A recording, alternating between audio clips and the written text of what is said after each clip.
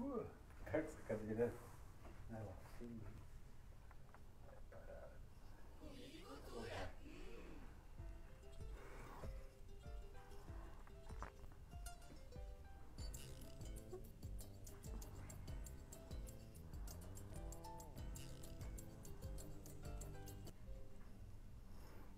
Olá, boa noite. Oi, Cláudia, bem-vinda.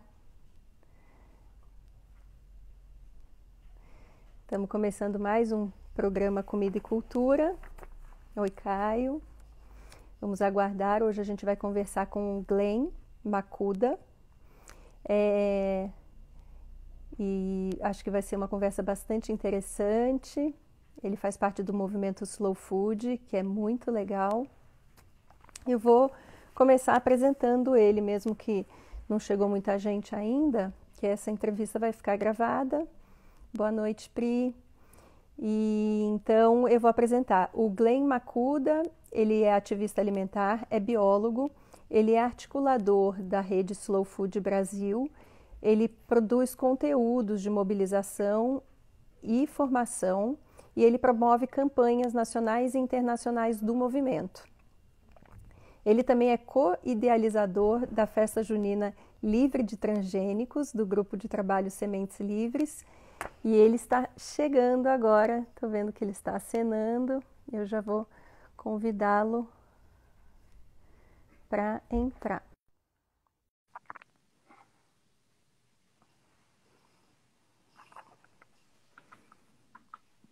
Oi, Glenn, boa noite. Tudo bom? Tudo bem, e você? Tudo bem também. Que bom, bem-vindo, obrigada por aceitar o nosso convite aqui do Comida e Cultura para conversar com a gente hoje. Obrigado pelo convite. Então, a gente, antes de você entrar, eu já te apresentei, assim, para os nossos ouvintes, porque essa entrevista ela vai ficar gravada, né, no IGTV e no nosso canal do YouTube. Então, quem quiser ouvir desde o início já vai estar lá. Eu acho que a gente podia começar você contando um pouquinho, você é biólogo, né? Contar um pouquinho sobre a sua trajetória dentro da biologia. Uhum. Minha trajetória na biologia não tem muito a ver com minha atuação Atual. atual, né? É, eu, é, eu entrei para cursar biologia muito interessado na questão da biodiversidade, né? Esse ponto acho que é um ponto que continuou ao longo do meu percurso profissional também.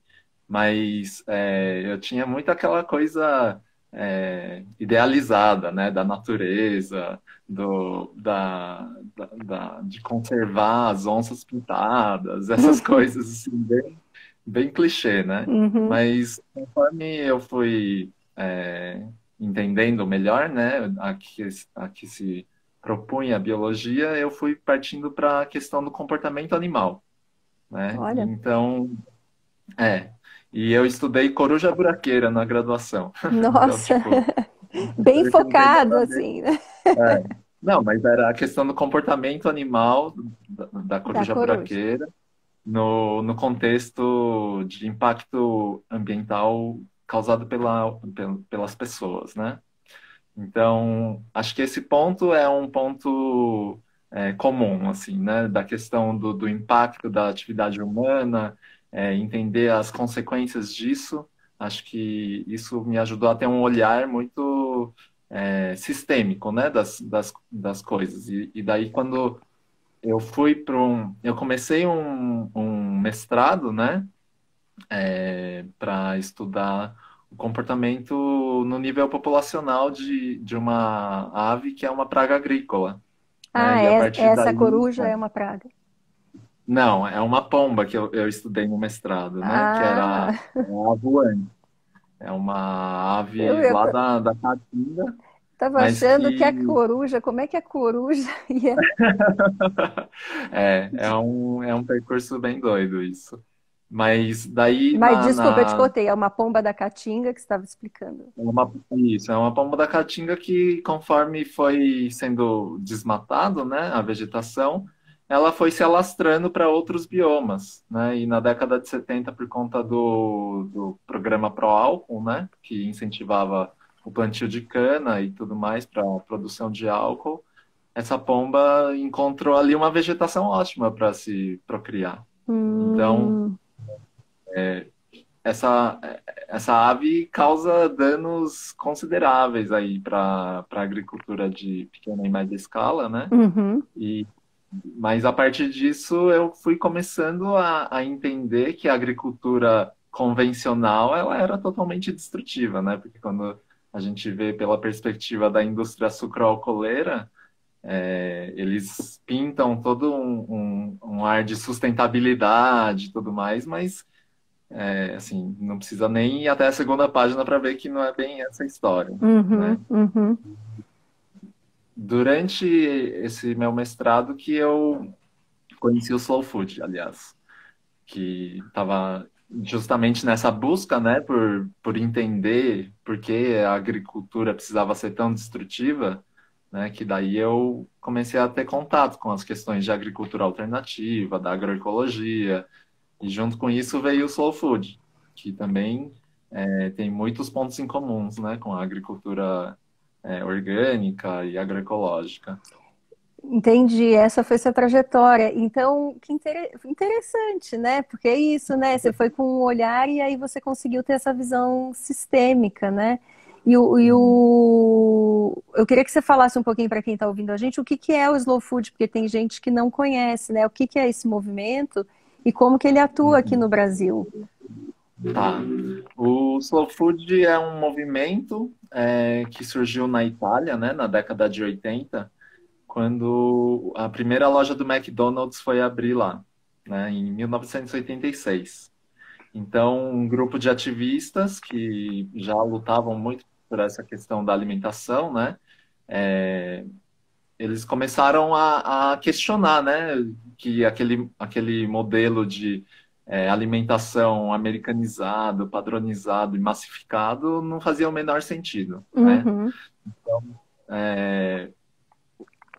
Esse grupo começou a fazer uma ação direta na Piazza de Espanha, né, que é uma praça super turística, assim, com aquela arquitetura toda uhum, bem exuberante, né? E que é um cartão postal da Itália, né? De Roma. sim. E o McDonald's se instalando ali, Nossa, que com tristeza. aquele cheiro típico das lojas do McDonald's, né? Então, era uma coisa que descaracterizava e destoava muito ali. Uhum, Então, como uma forma de ação direta, eles ofereceram para os pedestres que ali passavam, né, um prato de massa, né, de macarrão penne, uhum. né, então para mostrar que, para contrapor, né, ó, essa é a nossa Mostrar a cultura tradição, a alimentar, cultura. né, Uhum, então o slow food nasce ali, né, como um contraponto ao fast food, né, um contraponto filosófico, ideológico, simbólico, né, então contra todo esse modelo que confunde o frenesi com a eficiência, né? uhum, Que é descrito no manifesto fundador do movimento, né? Então, aquilo tudo que o alimento representava estava sendo deixado de lado simplesmente para a gente ter facilidades na vida, basicamente, né? Então, isso decorre de perdas muito consideráveis, né, da nossa alimentação em muitos aspectos. da nossa cultura também, né? Sim, com certeza. Então, o Slow Food surgiu daquela forma em 86, em 89 se tem um grande encontro, uma fundação de uma associação internacional, né, que era a formalização desse movimento, de certa forma. E a Uhum, partir disso, o Slow Food foi também, de acordo com as questões dos tempos, né, que foram passando, a gente foi incorporando na narrativa do movimento uma série de outras questões que não começou lá atrás com um grupo que curtia comer e beber bem, né? uhum, Então, e apreciava vinhos e tudo mais, que faz muito parte da cultura italiana mesmo. Mas a partir desse ponto, eles começaram a entender que precisava ir muito além do que desse alimento bom, né? Então, se cunha até o lema do movimento, né, que atualmente é o alimento bom, limpo e justo para todos, né? Então, não basta ser um alimento bom, né? Ele precisa ter muito mais outras dimensões para ser um alimento de qualidade, de fato. Uhum. Então, na década de 90, com essas discussões sobre biodiversidade, esse tema entrou e até hoje é um dos principais pilares do movimento, né? A questão da biodiversidade alimentar e como a gente foi perdendo isso ao longo desse processo da agricultura industrial, né? Que surge principalmente depois da Segunda Guerra Mundial.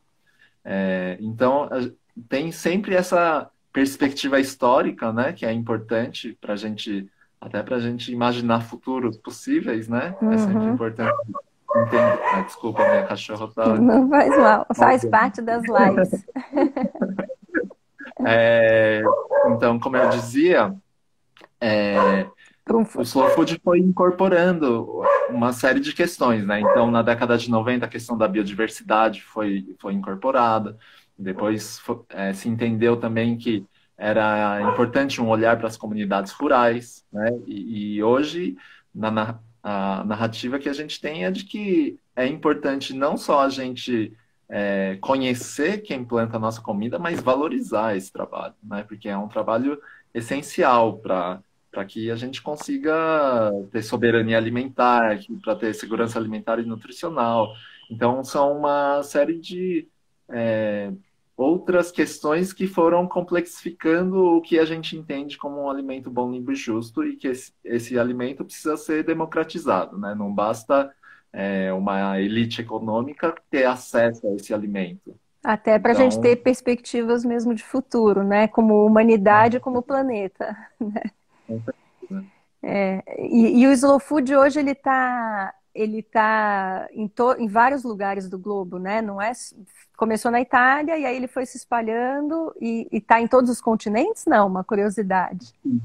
Sim, estamos em todos os continentes, estamos em mais de 160 países, né, com diferentes níveis de Na atuação? articulação, Uhum. né?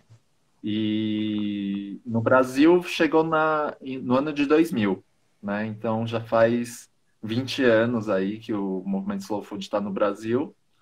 Começou muito organicamente, né, no boca a boca, e em 2013 a gente se institucionalizou, então conseguiu dar alguns saltos importantes nessa mobilização toda. E aí, E daí, que tipo de ações, né, que vocês eu fazem? queria comentar. Uhum. O Slow Food sendo um movimento, né? Ele também tem um outro aspecto que é a atuação em rede, né? Então, os núcleos de ação local vão se formando, né? Que tem algumas denominações que acho que não é o caso de especificar aqui, mas os núcleos de ação local que se identificam com a filosofia do movimento também vão incorporando aí de acordo com as características das pessoas que compõem o grupo, né, e do perfil do território de atuação também, né, Uhum. vai também adequando uma série de temas e campanhas que a gente trabalha, né? Então, a partir dessa questão da biodiversidade, a gente trabalha também a questão da educação alimentar e do gosto, né? E também a questão de incidência política, principalmente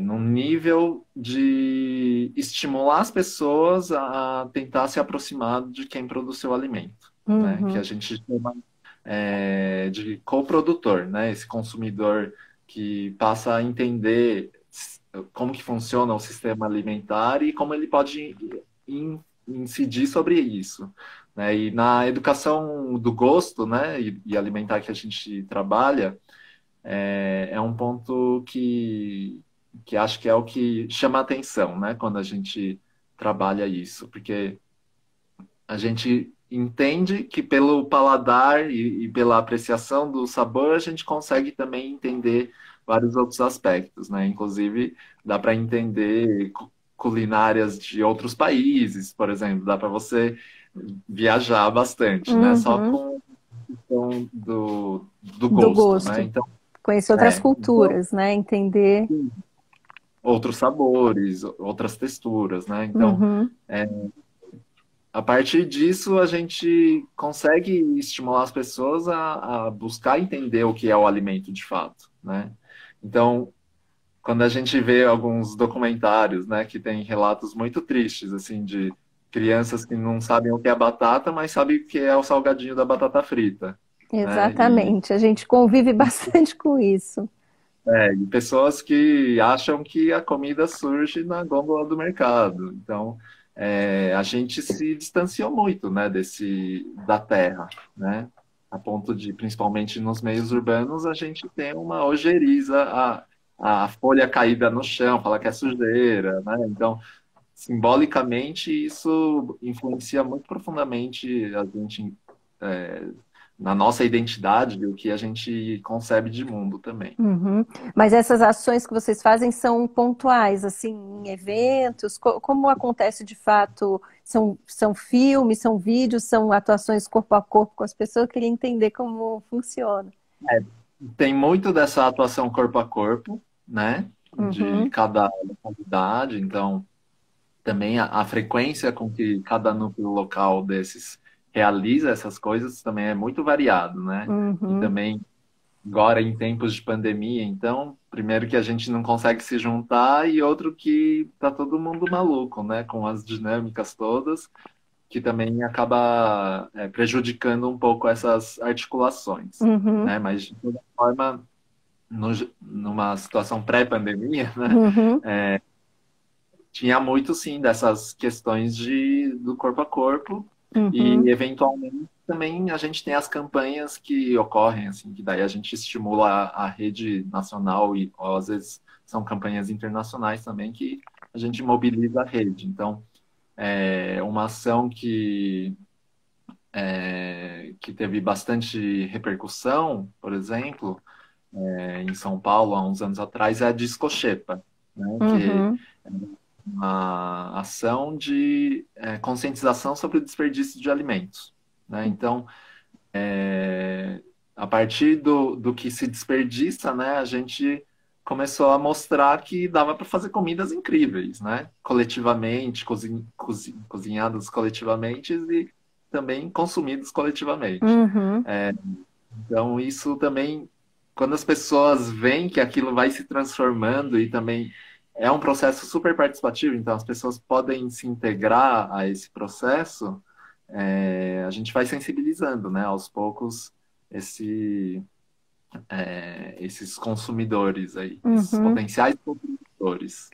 E Glenn, você sabe que a gente do Comida e Cultura, nós somos um projeto, atualmente a gente está numa escola em São Paulo curricularmente, né? Que para a gente é um Uhum. grande feito, assim, há 3 anos a gente está lá. E a gente vinha percebendo tudo isso que vem ocorrendo no meio ambiente, em relação a essa desconexão, né, do Uhum. homem, do ser humano com a natureza e todas essas consequências. E a gente resolveu fazer um projeto onde a gente trabalhava a culinária, né? A gente trabalha com as crianças dentro de uma cozinha na escola, ensinando a cozinhar mesmo, mas entendendo todo o alimento de forma sistêmica, como você mesmo falou, né? Então, a importância de É. quem é que plantou, qual aquele ambiente onde foi plantado, enfim, como é que o ambiente chegou, o ambiente, como é que o produto chegou até a gente, né? O que envolveu nesse caminho todo, enfim, até a gente cozinhar junto, transformar o alimento e comer junto, como você falou. Aí eu fiquei Sim. pensando nessa conversa que a gente até hoje, porque a gente tem Hum. tido vários papos aqui com um monte de gente ligada à educação, à alimentação, né, e à cultura, tem sido assim aprendizados coletivos. E aí Legal. eu vi uma entrevista sua no Aliança, Hum. Aliança Aliança pela alimentação Ação, adequada e saudável. isso.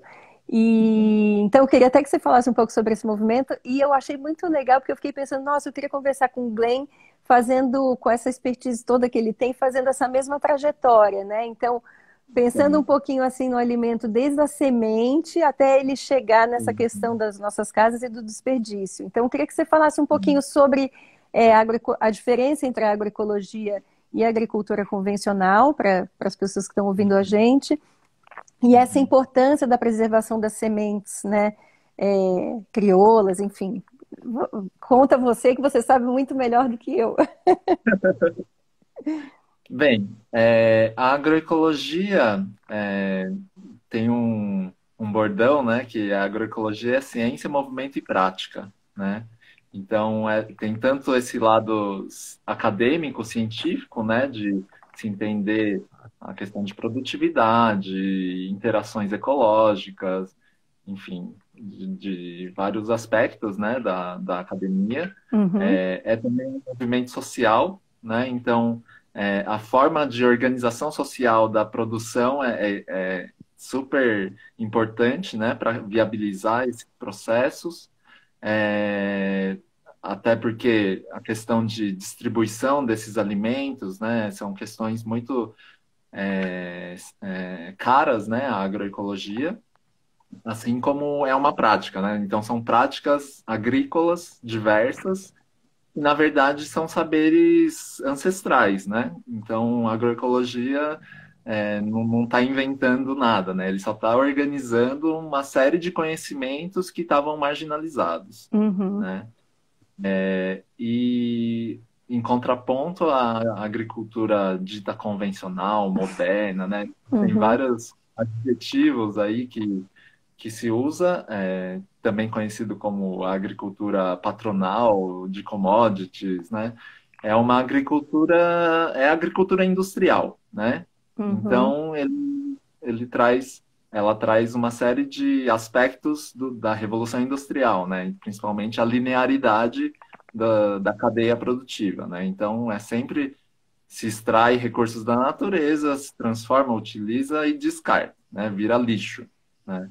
Enquanto na natureza nada deveria virar lixo, tudo deveria ser reciclado, né? uhum, Mas daí a agricultura dita convencional, ela traz interesses políticos e econômicos muito claros, né? Então, é agricultura de larga escala para exportação, que na verdade é o que é praticado desde o Brasil colônia, né? Então, aquelas plantations, né, de cana-de-açúcar que era mandado para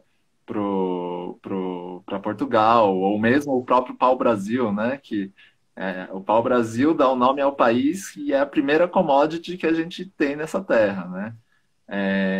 Só que daí com os avanços técnicos, né, do século XX, se tem a incorporação de fertilizantes químicos, né, que são derivados de nitrogênio, que eram utilizados como armas, né, são explosivos, né, da Primeira Guerra Mundial. é uma Depois, loucura pensar nisso. na Segunda Guerra Mundial, a gente tem também a elaboração de diversas armas químicas, né, que depois passam a ser ressignificados e utilizados como agrotóxicos, fungicidas, herbicidas. Na verdade, são substâncias para matar a vida, basicamente, né? São biocidas. E essas substâncias, elas causam uma série de malefícios à saúde humana, à saúde ambiental, né? Então, ao invés de, por exemplo, uma prática agroecológica, né, que você pega uma laranja fungada, por exemplo, você pode usar aquele fungo para espantar formigas, né? Só que Uhum, não, a gente prefere usar uma substância que vai matar a formiga e vai ficar ali no ambiente por décadas ou até séculos, contaminando a vida e inviabilizando a vida como ela deveria ocorrer, né? uhum, Então, todas essas substâncias também, ou todas não, a maioria das substâncias que a gente usa, a gente não, né? Na agricultura convencional, uhum, derivados de petróleo também. Então, vem toda de uma economia baseada em combustível fóssil, né? Então, o agrotóxico é feito de petróleo, fertilizantes, alguns deles são à base de petróleo, a gente tem combustíveis fósseis para mover tanto o maquinário agrícola, como fazer a logística desse alimento, né? Então, se arquitetou todo um sistema de produção e distribuição ao longo do século XX que tornou a gente dependente de um modelo que a gente tá correndo para o buraco, né, a alta velocidade e não tem perspectiva de mudança. Então, eu digo isso não para ser fatalista, né? Um pessimismo não fatalista, por assim dizer. Uhum, Porque acho que a gente precisa ter noção do problema que a gente tem para enfrentar, né? uhum. Uma conscientização mesmo, né? Então, a partir desse problema, como que a gente chega na solução, né? Agora, E Glenn, não no... muita gente defende, né, o agronegócio, as monoculturas, assim como forma de conseguir aumentar a produção e conseguir alimentar tanta gente, né, que somos 7 bilhões e que vamos ser 10 bilhões daqui a poucos anos, em 2050 a projeção é que nós sejamos 10 bilhões, então as pessoas ficam preocupadas em como alimentar tanta gente e defendem esse tipo de negócio, né? E de utilização de agrotóxicos e tal. Então, eu queria que você falasse um pouco dessa sua experiência e dessa sua visão de como a história não é bem por aí, né? Que como existe um outro lado, né? A agricultura e a alimentação, como todos os outros aspectos do modelo econômico que a gente tem hoje, né, de concentração de rendas e tudo mais, e especulação, essas regras são válidas também para alimentação e agricultura, né? Então, a gente tem um cenário que atualmente a gente tem 7,7 bilhões de pessoas, a gente produz alimento para mais de 12 bilhões, tem quase 1 bilhão passando fome, e outros 2 bilhões assim, desnutrido, né? No sentido de mal alimentado, porque são pessoas que estão com sobrepeso ou obesidade, né? Então, todo um modelo para justamente favorecer quem mercantiliza tantos bens comuns, né? Mercantilizam água, mercantilizam terra e também sementes, todas as comidas, enfim.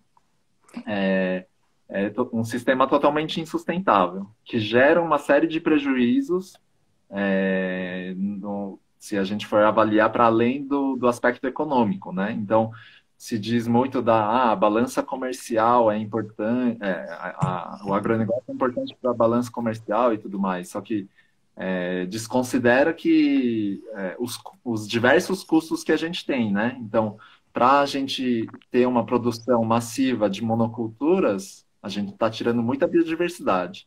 E a biodiversidade, ela serve para regular o ecossistema, né? Uhum. Então, muito menos biodiversidade, mais frágil é esse ecossistema, né? E considerando a agricultura como um agroecossistema, né? Um ecossistema construído pelo homem. Uhum. E quanto mais biodiversidade a gente tiver, mais saudável ele é. Então, eu não assisti a conversa com a Irani ontem, mas ela sempre traz toda essa biodiversidade, né, das punks e tudo mais. Exatamente. Existe um, Como um caminho, né, pra gente, né? sim, é um dos caminhos, né? Eu acho que é um grande quebra-cabeça que a gente tem para montar Exatamente, e porque é o que você mesmo falou, foi todo montado um sistema todo baseado, né, nessa exploração toda, e agora, quer dizer, o problema não está na quantidade que a gente produz, né, e na quantidade de pessoas que existem no planeta. O problema está no sistema como ele foi montado, né? Então, é muito possível, né, se as pessoas, se tiver uma união da sociedade civil junto com uma política pública, né, desejos de políticas possíveis, né, que eu fico pensando isso com as conversas que a gente tem tido aqui, que né, é uma via de mão dupla que tem que vir junto para poder realmente haver algum tipo de transformação real, e ela é muito possível, né? Mas é uma briga de interesse muito grande, né? Eu queria que você falasse para quem está ouvindo a questão das sementes, que é uma questão tão interessante e importante que muita gente mal sabe a importância que tem as sementes na nossa alimentação e na questão planetária, né? Que existem esses bancos de sementes atualmente também, né? Uhum. Sim. A semente é a origem de tudo, né? Pois Tem é. uma frase que acho que é da Vandana Shiva, que ela fala que quem controla a semente controla tudo, né? Controla a vida. E as grandes empresas que controlam as sementes, elas foram muito sabiamente tomaram esse controle para si, né? Então a gente tem um oligopólio de 4 empresas que detêm mais de 60, 70% das sementes que são comercializadas no mundo, né? E a semente, ela detém uma história, né? É um patrimônio de uma comunidade, ela pertence a um território, né? Então, a agricultura, né, que existe já há 10 mil anos, há mais de 10 mil anos, ela sempre foi feita dessa forma, né? As pessoas viam as plantas que eram de seu interesse e iam separando as sementes que tivessem as melhores características para a safra seguinte, né? Esse é o caminho tradicional da agricultura, né? Uhum. Em determinado momento, a indústria se apropriou disso e falou, ó, na verdade não é assim. A gente tem uma semente que vai produzir bem mais. Só que daí e foram substituindo essas sementes, né? Então, as sementes que a indústria produz são sementes que precisam de agrotóxicos, precisam de manejos super específicos, né? São E ao mesmo as tempo, transgênicas, né? As famosas. é, as sementes transgênicas ou geneticamente modificadas, né? Elas são uma classe relativamente recente, né? Tem aí 20, 30 anos que elas existem no mundo. É, comercialmente, né? Mas antes disso tinha as sementes híbridas, né? Que ainda Hum, hoje, né? Que é, sementes híbridas basicamente são aquelas sementes que se cruzam é, ao- dois tipos de sementes, pelo menos, para que você consiga uma característica nova na geração seguinte. Né? O uhum. problema de semente é que você precisa sempre comprar a semente, porque você não consegue produzir aquela característica. A hora que essa geração que você semeou, ela cruza, ela vai dar outras características, né? Uhum, Porque não são variedades, não são variedades, são sementes híbridas, né? uhum, Porque as variedades elas são estáveis geneticamente, enquanto as híbridas está no processo ainda, né? uhum, Então, entendi. a partir do momento que surge a semente híbrida, que é um grande problema, porque a indústria, além de ter se apropriado, ela basicamente se apropria de um bem comum, ela transforma aquilo, deixa pior e ainda patenteia, né? Então você É ainda é obrigado a obrigado a pagar comprar. royalties, e tudo mais. As sementes transgênicas, assim, a promessa das sementes transgênicas ela repete o discurso do que é conhecido como a Revolução Verde, né? Que é Uhum. esse modelo pós-guerra que implementou todo esse pacote tecnológico, né? De maquinário pesado, de monocultura, agrotóxicos, fertilizantes e tudo mais. E desculpa. E as sementes transgênicas, as que estão disponíveis hoje comercialmente, elas servem para duas características, basicamente. Uma que é para resistir a agrotóxicos, né? Uhum. E outra que é para resistir a inseto. Resistir a agrotóxicos significa você pode jogar quanto agrotóxico você quiser, que só aquela planta de interesse econômico que você quer, ela não vai morrer e todas as outras vão. Uhum. E a inseto significa a planta vai ficar secretando inseticida por todas as células do corpo dela. Então os insetos vão lá comer e acabam morrendo, né? Então a transgenia, quando surgiu, ela repetiu exatamente o mesmo discurso da Revolução Verde, como eu dizia, né? Que era o de, vamos matar as pragas, então a gente vai produzir mais alimento e vamos matar a fome do mundo, né? Essa Essa promessa era a foi feita há promessa. 70 anos atrás e foi renovada com a engenharia genética a partir da transgenia, e hoje ainda é renovado com a edição gênica, que é um outro passo além ainda, né? Então, a indústria sempre vai se aproveitar da credibilidade que ela cria, por meio de publicidade, muito dinheiro, muita influência política, Agro é né? pop, Para agro é tech, agro é... Como é que é o negócio aí? Agro é tudo, é. Pois é. Agro é morte. Então, essa narrativa do agro também é muito, muito interessante fazer a análise do discurso, né? Porque tira justamente uma coisa muito importante que é a cultura, né? Não é a agricultura, é agro, É que na agronegócio, verdade é né? o agronegócio, justamente. A negação do ócio, né? Uhum. Mas, enfim, essas sementes, então, apropriadas pela indústria, acabam minando toda a soberania dos camponeses, né? Que são quem são os guardiões de toda essa biodiversidade, que é quem de fato sabe trabalhar a terra. Então, conforme a gente vai inviabilizando esses modos de vida do campo, né, a gente vai expulsando essas pessoas do meio rural, vai incentivando os bolsões de pobreza no meio urbano, né? Então, se a gente for ver o custo social, econômico, ambiental e de saúde, né, que esse modelo do agronegócio que é tão importante para a balança comercial, ela causa um prejuízo enorme, Uhum. né? E, por outro lado, os alimentos orgânicos são onerados, né? Então, é muito comum as pessoas falarem, mas o, O o orgânico é orgânico é mais muito caro.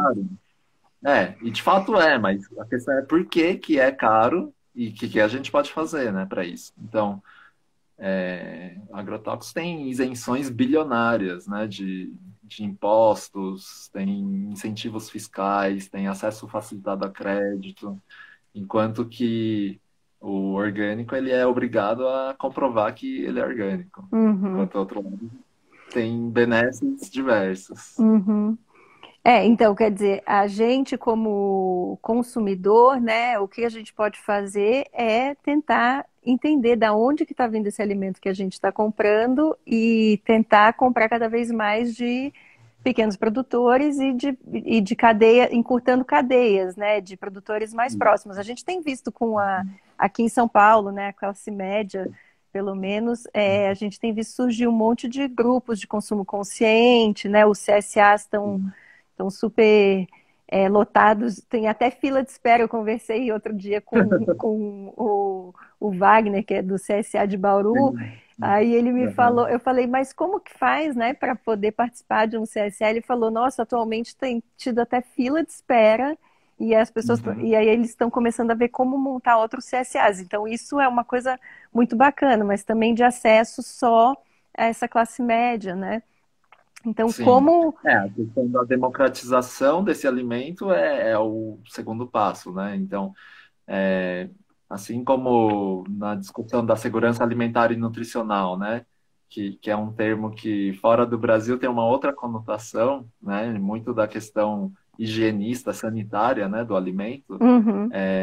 Mas no Brasil adquiriu contornos políticos muito importantes, né? Da discussão da questão da fome, da exclusão social e tudo mais, né? Então, quando a gente começa a, a buscar caminhos, né, para como que a gente democratiza isso, a gente vê que as políticas públicas são essenciais, né?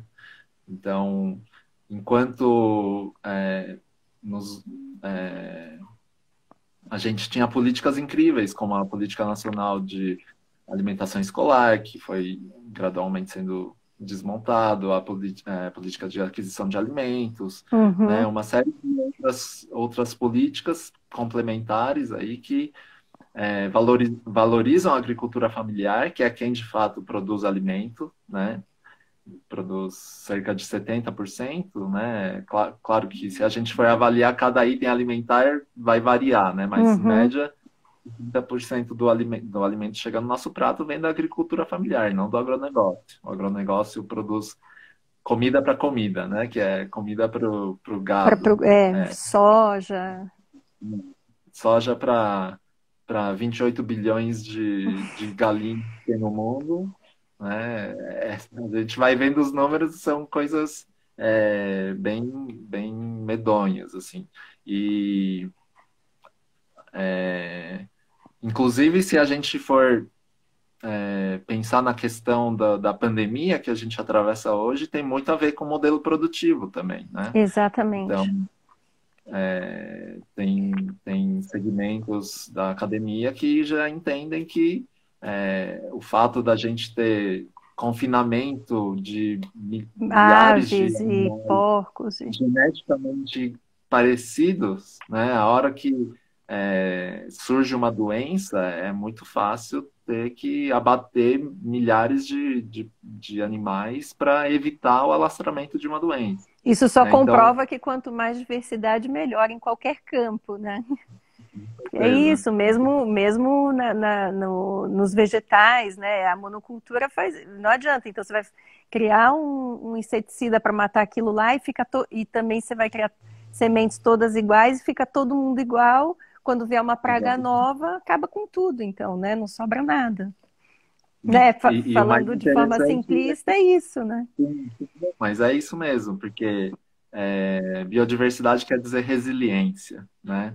E resiliência é basicamente são coisas que resistem melhor às adversidades e que também se recuperam mais rápido dessas adversidades, né? Então, quanto mais biodiverso, mais a quantidade de interações que vai ter naquele sistema e mais estável vai ser, né? Então, muitas vezes, quando a gente elimina um inseto que, digamos, é uma praga, né? É, ela, ela some, mas aí um outro inseto que nem era problemático passa a ser um problema maior ainda do que aquela primeira, né? Então, é, na agroecologia também tem uma fala de que não adianta a gente buscar soluções dentro da mesma lógica que criou o problema, né? Então, a gente precisa pensar de uma outra forma para resolver os problemas. Uhum. Então, é essencial, a gente estava falando da questão do acesso, né? É essencial que a gente consiga criativamente buscar soluções para isso, né? Uhum. A pública é só um dos caminhos possíveis, mas tem vários outros, né? A criação de redes de consumo e produção, né? De valorizar outros tipos de relações, né? Não monetárias, de trocas diversas.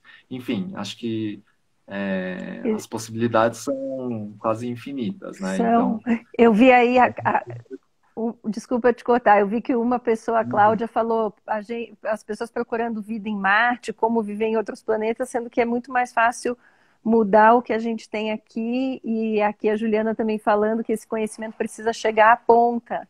E é isso que você está falando, e é verdade, eu fico vendo que durante a pandemia, né, tem surgido muitas conversas sobre esse assunto, né? E essa democratização do conhecimento, né?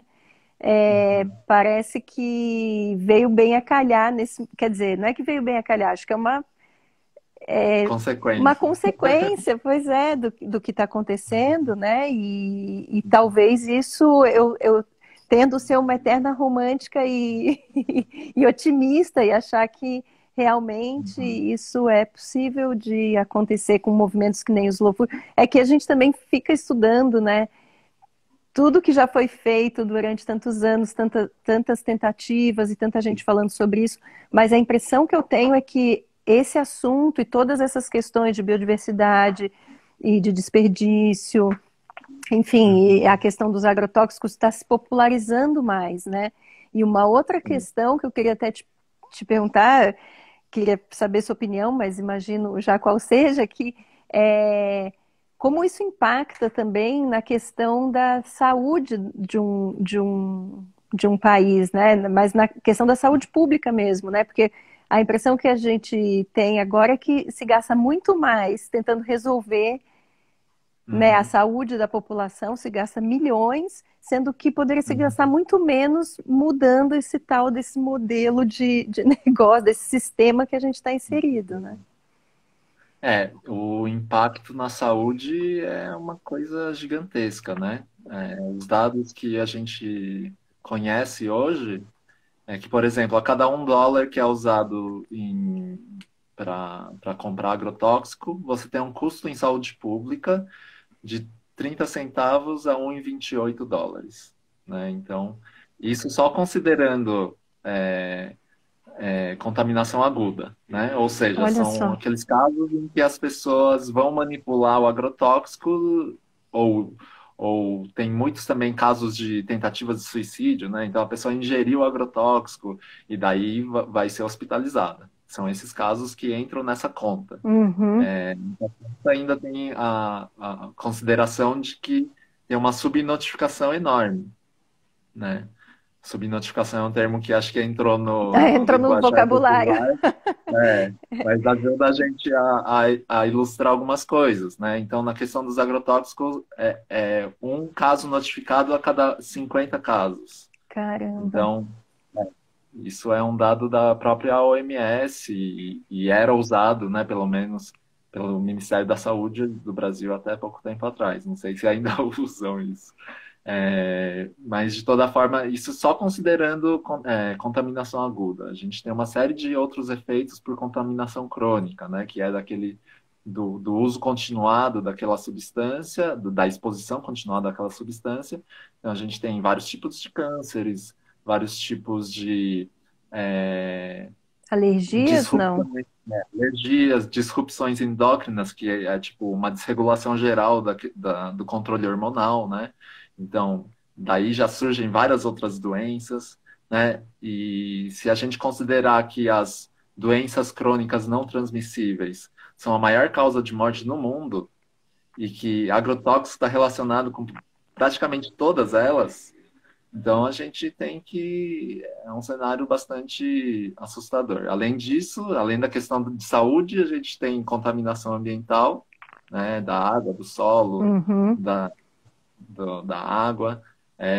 A gente tem perda de biodiversidade, a gente tem perda cultural, né, de como que se maneja, como que se processa determinados alimentos. Então, esse modelo padronizante que foi instaurado ainda falando em dados, já extinguiu mais de 80% da biodiversidade agrícola do mundo, desde que surgiu, né? Então, a gente está com 1/5 do repertório do que tinha e a gente é obrigado a sobreviver nesse cenário totalmente assustador que tem adiante, mas que a gente precisa buscar soluções. Uhum. E chegando na outra ponta, porque a gente vai, a entrevista vai acabando, eu vou vendo o tempo, assim, eu falo, nossa, mas ainda não deu para falar tudo. Mas chegando na outra ponta do consumo, você já falou um pouco sobre desperdício, mas queria que você falasse um pouquinho também, você falou da questão da fome, e falou da Uhum. questão da desnutrição, né, e da obesidade, como isso está relacionado ao consumo de alimentos ultraprocessados hoje em dia. Uhum. E a questão da rotulagem, né? Quando a gente saiu das sementes, falou do percurso todo, quando a gente chega lá para consumir, né, para comprar, como é importante a questão da rotulagem dos alimentos e da gente entender o que são esses ultraprocessados que fazem tão mal, né? Os ultraprocessados são a forma como a indústria viabilizou alimentos não perecíveis, né? De super, como o próprio nome diz, ele passa por muitos processamentos, a grande maioria dos quais é impossível de você reproduzir em casa, né? Uhum. Ah, Qualquer embalagem de alimento ultraprocessado que você pegue, você vai ver um monte de ingrediente que Você não sabe é nem o até que é. difícil de pronunciar, né? E isso vai virando o novo normal, né? Usando um bordão da atualidade aí. Uhum. e são alimentos que, assim, o nosso corpo não está habituado a processar, né? A digerir. E muitos deles causam uma infinidade de problemas, né? Então, está muito ligado à questão da obesidade e da desnutrição, né? E tem um conceito muito interessante dos pântanos alimentares, né? Dos desertos alimentares e dos pântanos alimentares, que são o deserto alimentar é onde a pessoa não consegue acessar alimento in natura, né? Numa, agora eu não lembro as distâncias, mas acho que é dentro de 600 metros da sua casa, se você não tiver alimento in natura disponível, você está num deserto alimentar. E o pântano é a alta disponibilidade de alimentos porcaria, né? Que são esses ultraprocessados. Uhum. Então, a gente vê que está muito ligado com a questão socioeconômica também, né? Porque quanto mais, mais pobre as regiões, maior a quantidade desses pântanos alimentares, E né? Então, maiores os desertos também, né? com E certeza. esses alimentos ultraprocessados, em geral, têm um custo muito baixo, né? E Sim, eles são propõem altas. não só você falou da questão de se manter, né, por mais tempo, mas também essa questão do que vai exatamente contra o slow food, né, que é do fast food, da rapidez, da praticidade, né, da gente é, ter essa questão de ter pouco tempo hoje em dia, ou de que as mulheres também têm que trabalhar fora, tem essa questão de gênero, então parece que está tudo, Sim, né, alguma coisa está fora, alguma coisa não, todas as coisas estão fora de ordem mesmo, né? sim, com E, certeza. e aí eu queria aproveitar para te perguntar, porque antigamente era isso, né? A gente comia em casa, com a família, tinha uma questão da gente entender o que, que seria um bom alimento através da nossa convivência familiar e tal, né? Desse momento de alimentação. E hoje em dia, com essa coisa do fast food, comer fora e comer rápido e comer qualquer coisa, né? Isso mudou bastante. Então, eu queria saber sua opinião se esse poderia ser também um papel atualmente das escolas, né? Porque a gente, como com esse projeto Comigo Cultura e, né, e o Slow Food, todos esses movimentos, eu acho que tem um papel muito importante de educar de novo, como você falou, não só os gostos, mas com todo esse entendimento do alimento, né? Então, eu queria saber sua opinião sobre essa questão escolar na educação Uhum. alimentar das crianças. Sim. A infância é um momento crucial, né, para a gente moldar aí as pessoas, né, os cidadãos. E muitas vezes, quando as crianças têm contato desde cedo com hortas, por exemplo, a relação com vegetais muda muito, né? Então, às vezes, as crianças vêm de famílias que não têm o hábito de consumir alimentos in natura, e a hora que a criança começa a ter contato com isso, muitas vezes consegue inseminar uma nova cultura familiar, né? Porque, na verdade, se a gente for ver, por tantas gerações isso foi tão próximo, né? Então, mesmo que a gente seja criado totalmente no meio urbano, sem contato com isso, de alguma forma tem uma memória Uhum. desses outros aspectos, né? Agrícola, agrário, enfim. Acho que a relação com a terra é muito importante das pessoas terem, até desde a questão de saúde, né? Saúde física mesmo, né? Que o pessoal brinca, fala que é a vitamina S, né? Da sujeira e tudo mais, mas também da saúde mental, da saúde social, né? Então, eu acho que pelo alimento a gente consegue trabalhar uma série de aspectos que podem ser, sim, ferramentas para regenerar, ou para a gente chegar num outro lugar que seja que continue mantendo a viabilidade da nossa vida enquanto espécie, né, nessa Terra. E, e é uma coisa que é construído a passos muito pequenos, né? Uhum. Então, por um lado, é essencial que a gente atue na educação, né? Por outro lado, a gente precisa focar em todas as outras frentes, né? É importante dizer que não é porque um aspecto é importante que a gente deveria focar só nela, Claro, né? certamente. Até porque senão não vai dar tempo, Hum, infelizmente. é. Você falou 2050, né? A gente tem dados muito alarmantes de 2030, 2050, né? No começo de junho, por exemplo, eu estava vendo o Paulo Artacho, que é um climatologista, ele fala que a redução de atividade econômica no mundo em tempos de pandemia tinha diminuído 3%, né, a emissão de carbono, Uhum. sendo que a gente precisa diminuir 5% por ano, todo ano, até Nossa, 2050, para não imagina. dar Então, ruim. quer dizer, com o planeta praticamente parado, a gente diminuiu 3. Então, o esforço que a gente precisa para que realmente não colapse tudo antes disso é muito grande, né? E a juventude tem se mostrado muito ativa nesse processo, né? Desde da greve pelo clima, Nossa, a esse Greta dado que você deu Thunberg. agora me deu até um arrepio na espinha, Glenn. Não, Que mas coisa. eu acho que é importante a gente ter a hecatombe iminente, né, que a gente tem adiante, porque a gente precisa realmente saber como superar isso. Uhum. Senão, a gente também não pode entrar num processo de fatalismo, né, de não, isso vai acontecer de qualquer jeito, então não tenho o que fazer. Muito pelo contrário, a gente tem, assim, Que unir muito mais forças coisa e fazer, né?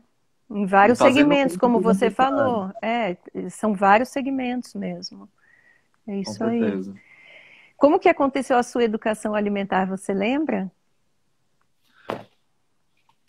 Minha educação alimentar foi, assim, foi uma... A gente não, assim, eu tenho uma memória afetiva muito grande, né, das comidas da minha infância, Uhum. né, da comida da minha avó, comida da minha mãe, e acho que isso é o que salva, assim, né, porque também, assim, como qualquer outra criança e adolescente, comi muita porcaria, Uhum. principalmente quando não tinha supervisão dos pais, né, então, Mas essa quando eu entrei na memória faculdade, afetiva fica, né? Do alimento, que é sim. super importante, né?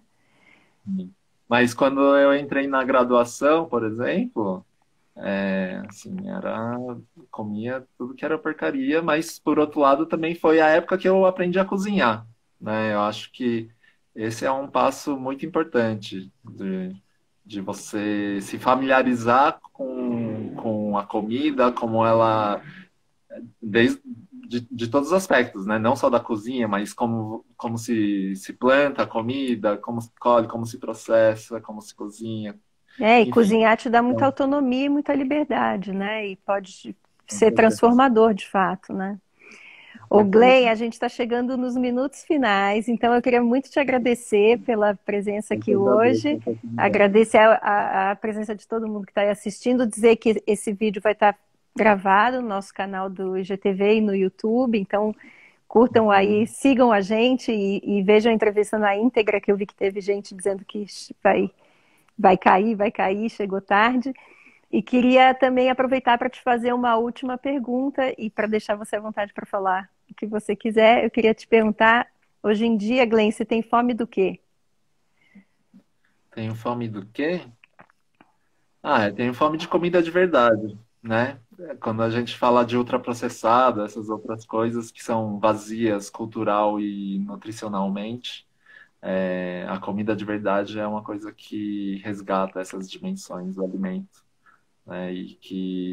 Mas que isso precisa ser democratizado e a gente ainda tá num caminho longo para conseguir fazer isso, né? Eu acho que essa fome também tem a ver com justiça alimentar, né? Eu acho que perpassa toda essa discussão que a gente teve hoje, porque enquanto tiver gente passando fome, não faz muito sentido tudo isso, né?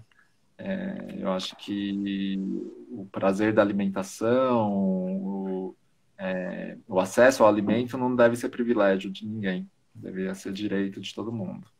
Certamente. É isso aí, Glenn. Então, muito obrigada mais uma vez. Eu que E agradeço. nos vemos por aí. Obrigada a todos. Uma boa noite. Se cuidem. Até mais. Até. Tchau. Tchau, tchau.